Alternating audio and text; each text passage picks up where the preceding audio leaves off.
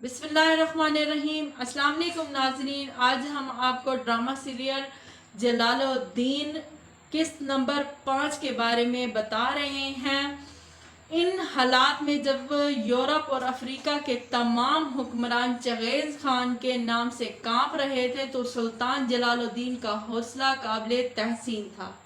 वो इसकी वहशियत से ज़रा भी हिरासा नहीं थे, चूँकि आलम इस्लाम का गुंजान आबाद इलाका जो कि तातारियों की यलगार के बाद बिल्कुल उजड़ चुका था, मुकम्मल तौर पर तबाह हो चुका था और बाकी आबादी के लोग अक्सर वहीं रह गए थे जो कि लड़ाई नहीं कर सकते थे। सुल्तान जलालुद्दीन की मुकम्मल कोशिशों के बाद भी इनके हमरा ज़्यादा सिपाही और लोग नहीं थे, इनकी तादाद ज़्यादा नहीं थी। अलबत्ता इन्हें अफ़गानिस्तान के सरदारों से मदद की उम्मीद थी।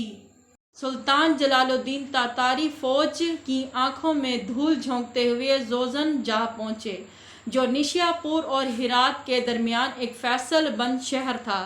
तातारी लश्कर की दस्तरस से दूर रहने के लिए कई दिन से मुसलसल सफ़र कर रहे थे। इनकी थकन से बहुत बुरा हाल था।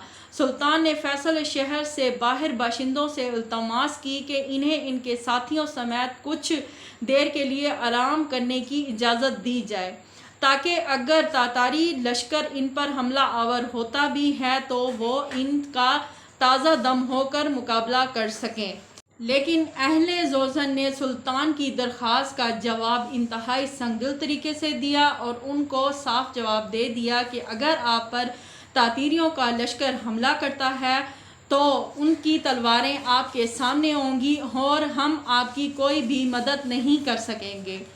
ये जवाब सुनकर सुल्तान जलालुद्दीन को बहुत ज़्यादा हैरानगी हुई और वो बहुत ज़्यादा गुस्से में आ गए। अगर वो चाहते तो अपनी कुव्वत के बलबूते पर शहर में दाखिल हो सकते थे, लेकिन उन्होंने ऐसा नहीं किया और वो उस वक्त खामोश होकर इन लोगों को अपने हाल पर छोड़कर वहाँ से चले गए।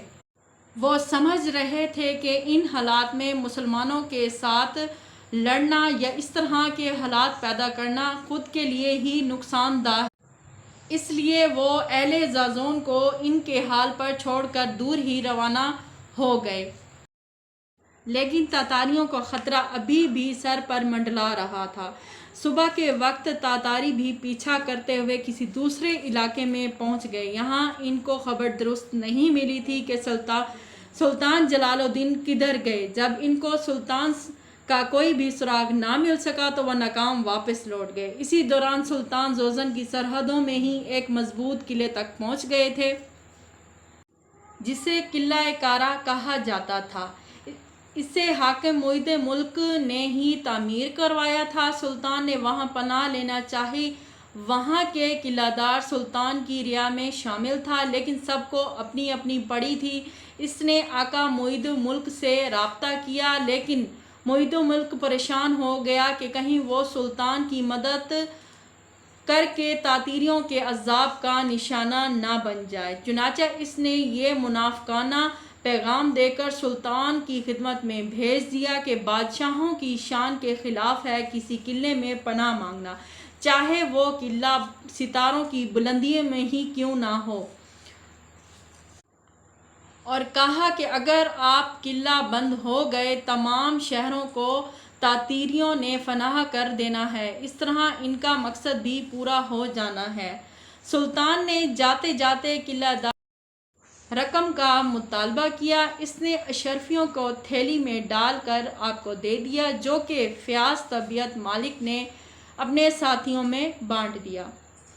मगरबी अफ़गानिस्तान में पहुंचकर सुल्तान जलालुद्दीन ने ये जान लिया था कि ये इलाका अब बिल्कुल भी ठीक नहीं है, क्योंकि यहाँ कोई भी शहर और किला इनको जगह देने के लिए तैयार नहीं था। तातीरियों की ताकत यहाँ पर बहुत ज़्यादा मजबूत हो चुकी थी। इस इलाके का सबसे बड़ा हिरात शहर, जो कि तातीरियों के कब्ज़े में आ चुका था, अब अफ़गानिस्तान में कदम जमाना बहुत ही ज़्यादा मुश्किल हो गया था।